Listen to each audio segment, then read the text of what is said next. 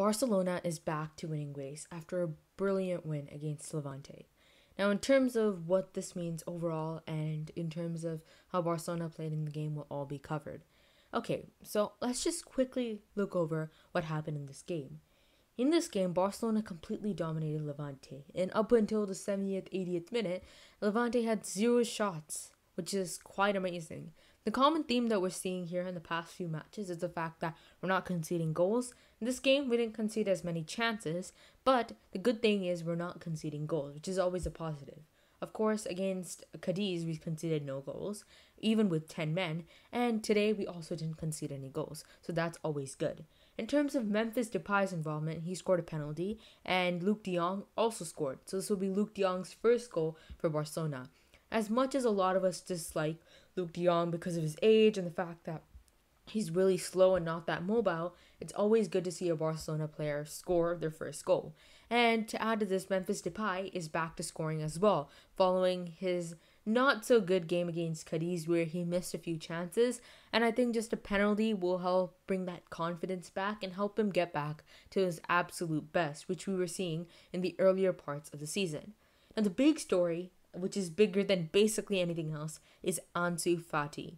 The absolutely sensational teenager has scored a goal on his return from his injury.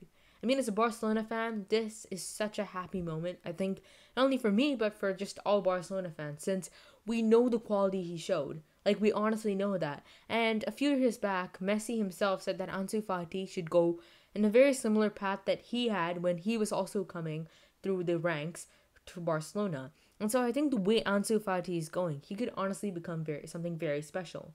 And I think what we're seeing is, for a man that's just coming out for his first game after a long injury that saw him out of the squad for 1 year, and to score a goal like that where he showed that skill against the Liga professionals and really hard defenders, just shows the quality of this guy. And we have to remember that ANSU FATI is still not at his 100% best, and there's still many levels that this boy can go to. And I honestly think that he can go to even a higher level if he just stays injury free. And I think an ANSU FATI without injuries is honestly as good as Mbappe or any other star around Europe. Now, in terms of the other things that we saw in this game, it's of course that Ronald Koeman was not able to see the game in the touchline since he of course got the touchline ban for 2 games. Now, this is very important to note since he'll not only miss the Levante game, but will also miss the Atletico Madrid game. Now, this is crucial because if we actually manage to beat Atletico Madrid, we would go above them, meaning that we'd be very close to Real Madrid. And so the common theme here is the fact that we can still compete with Real Madrid. I know that Real Madrid have a better squad than us. I think that's clear to everyone. The likes of Camavinga, Federico Valverde, Vinicius Jr., Benzema, they just have a stacked squad in midfield and attack.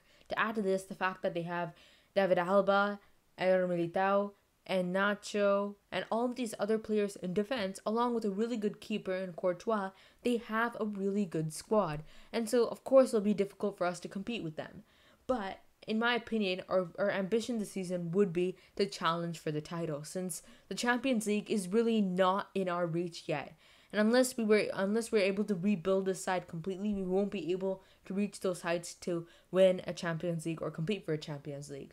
On the other hand, Real Madrid have a good enough squad to at least reach the quarters and the semifinals of the Champions League. And so I think their focus will be more on European glory, as they've done many years. And if people can remember, during the seasons where Real Madrid won the Champions League, they were focusing on Champions League and weren't really winning La Liga. And so our focus should be La Liga once again.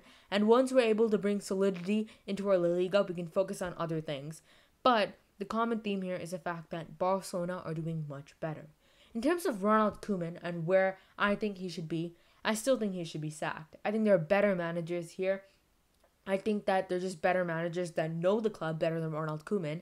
And I think that they're just better managers tactically as well. I think that Xavi would still be a great addition, but the fact that Xavi said a few days ago that he'll never let Koeman down is kind of concerning for some Barcelona fans, since it seems that he won't really come to Barcelona unless another manager comes in for Koeman and he gets sacked. So that's really what it's looking like. in terms of Roberto Martinez, he's still definitely an option for Barcelona. In my opinion, I don't think he's the right fit for Barcelona since he's proved time and time again that he can't handle quality players and get them to reach the highest level. We've seen this time and time again with the Belgium squad that have had absolutely stacked players like Lukaku, De Bruyne, all of these amazing players, and he was not able to reach the heights that they really could have, such as the Euros or the World Cup. And so I don't think Roberto Martinez is the right fit. Now, if these two managers are not part of this team, if these two managers cannot come to Barcelona, the other option is obviously Erik ten Hag. But once again, Erik ten Hag also said the fact that he's not interested in coming to Barcelona right now. And so this is a story, and I think that if none of these managers can really come to Barcelona, then I think Ronald Koeman is the only option for us right now.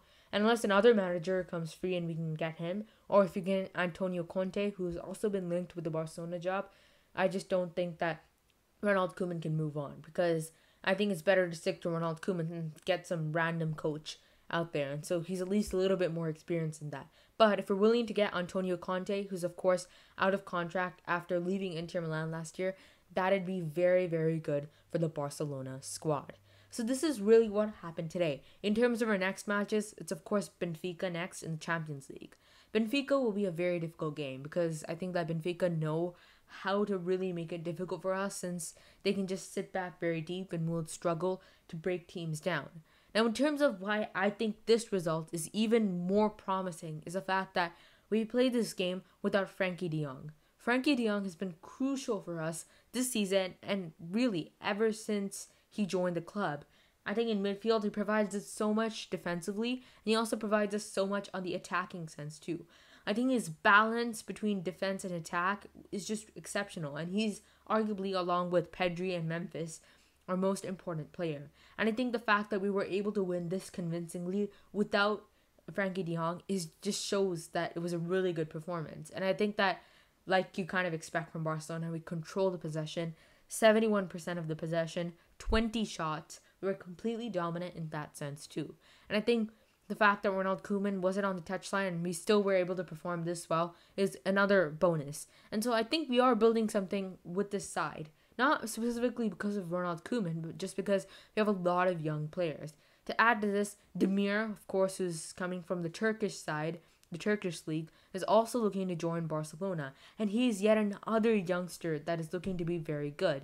And if that player is also as good as Pedri and Araujo, who we both recruited from different sides, obviously Pedri from Las Palmas and Araujo from a club in Uruguay, we would be really able to bring a squad of young players. And that is the future for Barcelona. The future is no longer getting older players. Luuk de Jong is a good option short term, but in the long term, he's not an option. So the best way that Barcelona could move forward, especially now since we have so much debt, is through young players. And if we can keep getting young players like the player that we just got, Demir, and the other Demir, of course, Yusuf Demir from Rapid Vienna, that's the way Barcelona's future is. Our future is getting these youngsters, which is why we're targeting players like Erling Haaland, because once again, he's another youngster, and he's definitely a player we should be looking at next summer. But overall, the point here is we're looking to build this team with youngsters. But the overall point of this game is the fact that ANSU Fati is back. And trust me, the fact that ANSU Fati is back is just amazing for Barcelona, because the amount that he provides just as a single player to Barcelona is amazing. And I think that it's really sad to see the fact that he couldn't play with Messi for a little longer, since I just personally think that ANSU Fati and Messi is just deadly. And I think we saw that in that 2019 season, where we saw briefly the time where he played with, of course, Messi and even a little bit with Suarez. I think that was really the golden period, but it's not time to be sad, because we're getting a player that's so important to us.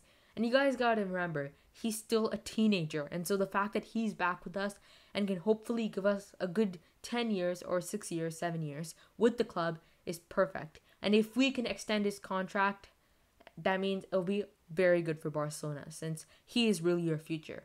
So the real positive today is the performance was good.